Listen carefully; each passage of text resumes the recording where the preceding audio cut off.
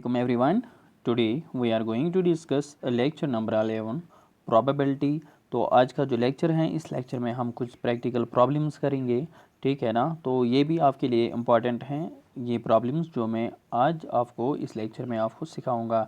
तो क्या है आज का लेक्चर, देखो सबसे पहले आपके सामने जो क्वेश्चन है that is a card is selected. कल आपने पढ़ा कि 52 कार्ड्स होते हैं टोटल, इनमें से अगर हम एक कार्ड सेलेक्ट करेंगे फिर क्या करना है, a card is selected from a 52 cards. तो 52 कार्ड्स में से हमें एक कार्ड सेलेक्ट करना है। तो पार्ट नंबर ए में क्या है, how many points are there in sample space. तो सैम्पल स्पेस में कितने पॉइंट्स हैं, अगर आपको पता है कि कार्ड कितने टोटल होते हैं 52 कार्ड्स, तो सैम्पल स्पेस में कितने पॉइंट्स होंगे 52 पॉइंट्स। ये तो ईजी है, ठीक है ना। तो इसके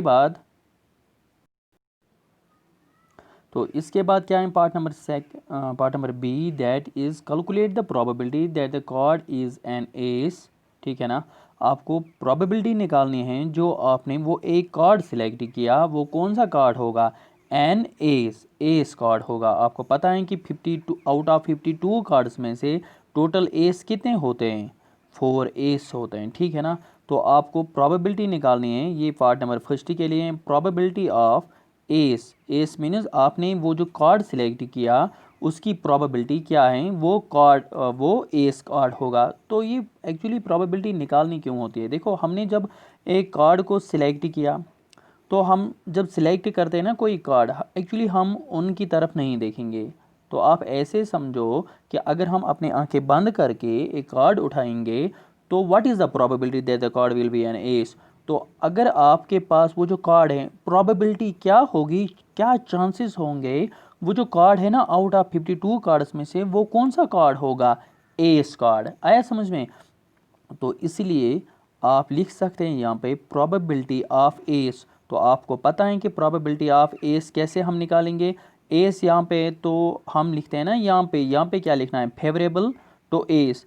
तो वो कितने कार्ड्स हैं जो कि फेवरेबल होंगे एस को, मतलब टोटल नंबर ऑफ एस कितने हैं 4 divided by total number of cards कितने हैं 52। आपने अभी देखा total number of sample points 52 है, उनमें से एस कितने हैं 4। तो आपकी जो प्रोबेबिलिटी बनती है दैट इज़ 4/52। अगर आप कैंसिलिंग करोगे ये बनेगा 4 1 आर 4 4 1 आर 4 4 3 आर 12। तो आपकी जो प्रोबेबिलिटी बनेगी probability of S that is 1/13। ये पार्ट नंबर फर्स्ट के लिए था, ठीक है। प्रोबेबिलिटी ऑफ एस जिस किसी की भी आपको प्रोबेबिलिटी निकालनी होगी, आपको न्यूमिनेटर में लिखना है favourable number of favourable points या favourable events divided by total number of events. तो आपको पता है कि फेवरेबल किसको हम बोलते हैं, फेवरेबल मीनस जिसकी हमें प्रोबेबिलिटी निकालनी होगी उसके फेवर में कितने हैं, तो उसके फेवर में 4 कार्ड्स हैं, ठीक है ना। तो पार्ट नंबर सेकंड क्या है, इसके बाद पार्ट नंबर सेकंड है ये जो ब्लैक कार्ड, मतलब वो जो कार्ड हमने उठाया उन 52 कार्ड्स में से, तो वो प्रोबेबिलिटी क्या होगी, वो ब्लैक कार्ड होगा। मतलब आपको निकालना है प्रोबेबिलिटी ऑफ ब्लैक कार्ड, ठीक है ना। तो इज इक्वल टू, तो क्या लिखना है यहाँ पे, देखो ब्लैक कार्ड की प्रोबेबिलिटी निकालनी है आपको यहाँ पे लिखना है फेवरेबल। तो फेवरेबल कितने हैं ब्लैक कार्ड्स, मतलब आपको बताने हैं कि आउट ऑफ 52 कार्ड्स में से ब्लैक कार्ड्स कितने हैं। ब्लैक कार्ड्स अगर आपको पता है ब्लैक कार्ड्स 26 हैं, क्योंकि 2 ग्रुप्स हैं ब्लैक कार्ड्स के। तो 13 + 13 दैट इज 26 पॉइंट्स। ये जो है ना 26 कार्ड्स आपके फेवरेबल हैं ब्लैक कार्ड्स के, divided by total number of cards जो हैं that is 52। 26 1 are 26 2 are 52 that is 1/2। तो इसकी जो प्रोबेबिलिटी है वो आपके सामने जो है that is 1/2 probability of black card, that is 1/2। इसके बाद पार्ट नंबर सी में क्या है, calculate the probability that the card is an S of spades. देखो यहाँ पे इतना ही था एस, तो फेवरेबल टोटल एस थे, ठीक है ना। यहाँ पे आपको निकालना है card is an S of spades, S of spades. तो अब मुझे बताओ इसके फेवर में कितने, एस ऑफ स्पेड्स सिर्फ एक होता है, ठीक है ना। आपको पता है कि एस 4 टोटल है, बट स्पेड जो ग्रुप है, एक ग्रुप स्पेड है, हर किसी ग्रुप में एक एक कार्ड होता है, मतलब एस भी तो एक ही होगा।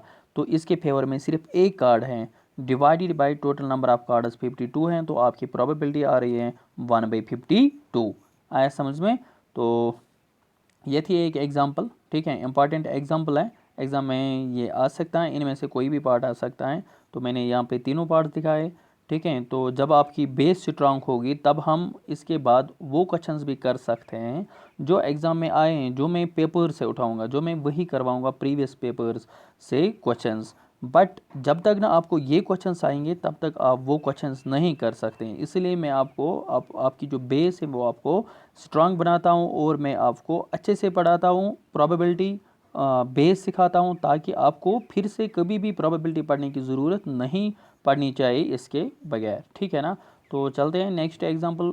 तो नेक्स्ट एग्जांपल क्या है? There are 4 men and 6 women on the city council। There are 4 men and 6 women on the city council। एक सिटी काउंसिल है, ठीक है, वहाँ पे क्या है? 4 men है और 6 women है। तो आप बता सकते हैं कि टोटल नंबर ऑफ पर्सनस कितने हैं? 10 है ना टोटल नंबर ऑफ पर्सनस। तो आप ये कह सकते हैं कि टोटल नंबर ऑफ पर्सन जो हैं वो 10 है और 10 में से 4 men है एंड 6 जो है दैट इज़ वुमेन है। तो आपको क्या करना? If one council member is selected for a committee at random. Random means वही जो मैंने कहा कि आंख बंद करके उठाना है, ठीक है ना। तो एक पर्सन को हमें सिलेक्ट करना है, ठीक है। किया हमने एक पर्सन को सिलेक्ट, तो ये तो हमें पता नहीं है कि इन 10 में से हमें कौन सा पर्सन मिलेगा, ठीक है ना। बट तो एक मिलेगा इन 10 में से। हमें जब एक ही पर्सन सिलेक्ट करना होगा, हम 10 पर्सन में से हम मेल भी सिलेक्ट कर सकते हैं या वुमेन भी सिलेक्ट कर सकते हैं। How likely is that it is a women. जो आपने एक पर्सन सेलेक्ट किया, प्रोबेबिलिटी क्या होगी कि वो कौन सी होगी? वो जो पर्सन है ना वो वुमेन होगी, ठीक है ना। तो आप क्या करोगे? देखो एक्चुअली आपको जो प्रोबेबिलिटी निकालना है that is probability of women निकालना है। तो वुमेन के फेवर में, ठीक है ना, तो आपको क्या लिखना है यहाँ पे? फेवरेबल, ठीक है ना। अगर हम यहाँ पे फेवरेबल फार्मूला लिखेंगे दैट इज़ फेवरेबल, और यहाँ पे आप डायरेक्ट लिख सकते हैं टोटल। तो फेवरेबल मीन्स वुमेन के फेवर में कितने हैं। तो वुमेन के फेवर में यहाँ पे आप देख सकते हैं कि अगर टोटल 10 हैं तो उनमें से 6 आपको मिलेंगे वुमेन। तो वुमेन के फेवर में 6 हैं। Divided by total means total number of person कितने हैं? 10। तो आप यहाँ पे कैंसलिंग कर सकते हैं, 2 3 आर 6, 2 5 और 10। तो आपकी जो वुमेन की प्रोबेबिलिटी है दैट इज़ 3/5।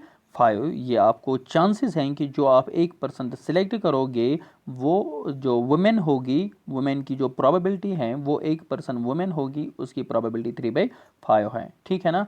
तो सिंपल सी एग्जांपल थी। इसके बाद आपको याद जो रखना है that is probability of E plus probability of not E is equal to 1। आपको मैंने समझाया है कि टोटल प्रोबेबिलिटी 1 के बराबर होता है। अगर हमें एक इवेंट होगा उसकी हम प्रोबेबिलिटी निकालेंगे, probability of E plus probability of not E means जो बचता है वहाँ पे और कुछ, अगर हम उसका भी ऐड करेंगे नॉट ई, जिसको हम कहते हैं ना, ई मीन्स जिसकी हमने प्रोबेबिलिटी निकाली और वहाँ पे जो बचा तो उसको हम कहेंगे नॉट ई, मतलब ई नहीं होगा। अगर हम इन दो प्रोबेबिलिटीज़ को आपस में ऐड करेंगे वो टोटल प्रोबेबिलिटी किसके बराबर आता है? 1 के बराबर। ये आपको पता है, ठीक है ना। यहाँ पे probability of E plus probability of not E is equal to 1।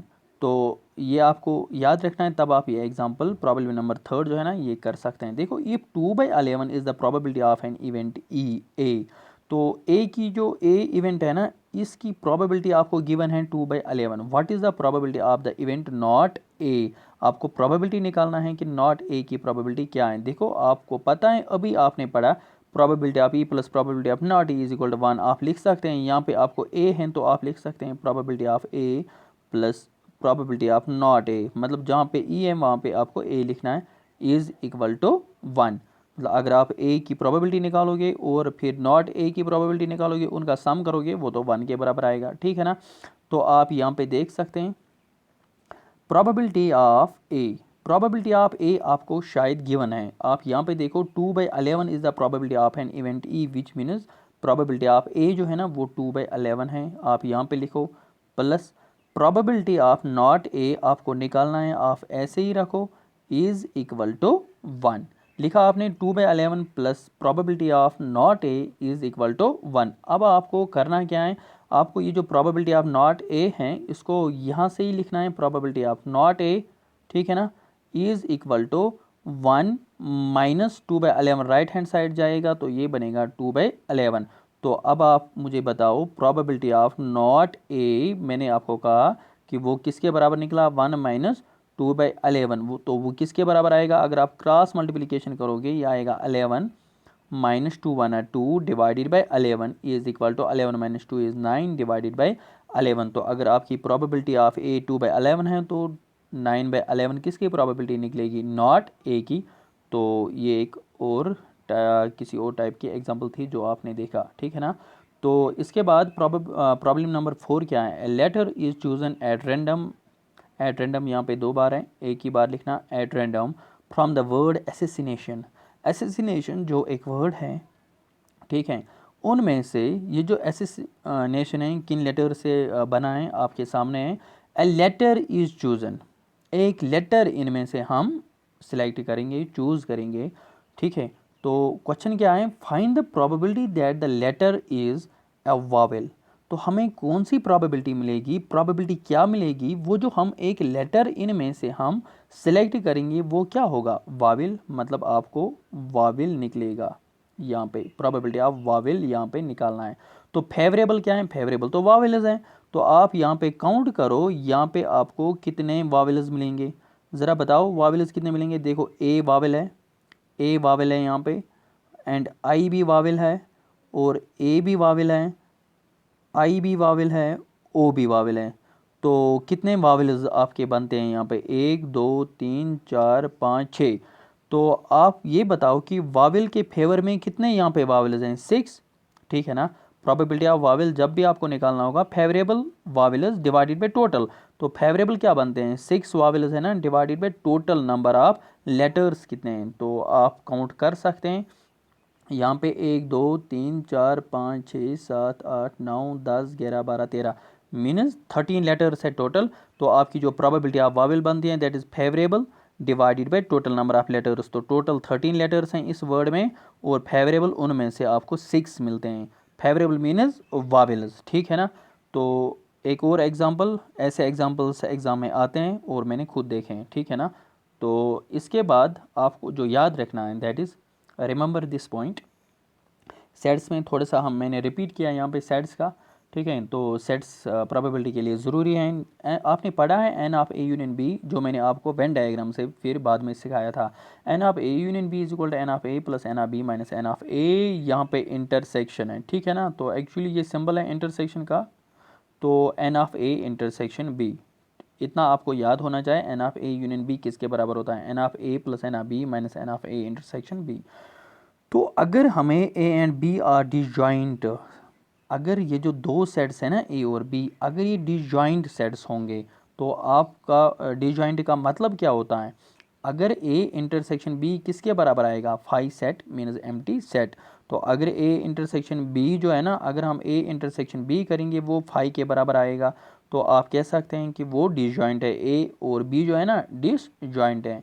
तो अगर ए इंटरसेक्शन बी फाई के बराबर हैं, तो अगर आप कहोगे ना यहाँ पे एन रखोगे आप, n of A intersection B which means number of elements in A intersection B is equal to 0। आया समझ में इतना।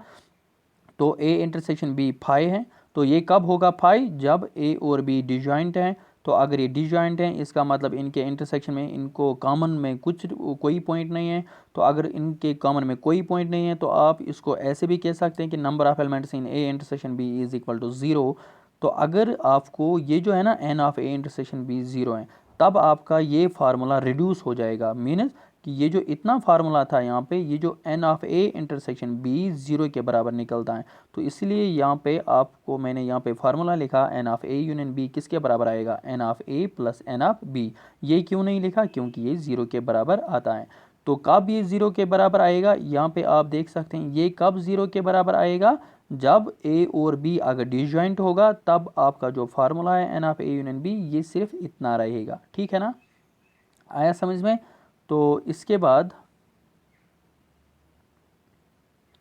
यहाँ पे देखो इन प्रोबेबिलिटी, तो अभी आपने देखा था यहाँ पे, अगर एक सेकंड फिर से आप यहाँ पे देखोगे मैंने यहाँ पे क्या लिखा था, सेट्स में ऐसा होता है number of elements in A union B is equal to n of A plus n of B minus n of A intersection B.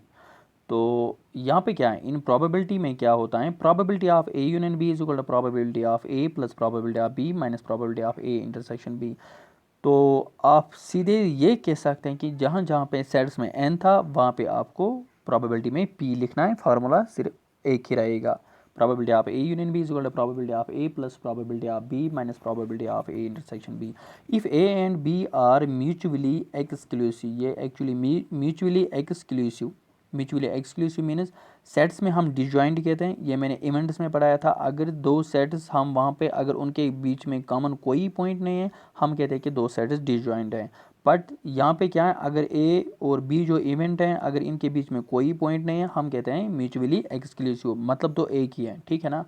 तो आप ये कह सकते हैं कि A and B are mutually exclusive, then अगर ये म्यूचुअली एक्सक्लूसिव हैं तो इनके दरमियान A intersection B is equal to 5, means इनके दरमियान कोई पॉइंट कॉमन नहीं है, ठीक है ना। प्रोबेबिलिटी में इवेंट्स होते हैं, इन दो इवेंट्स के दरमियान कोई पॉइंट कॉमन नहीं है।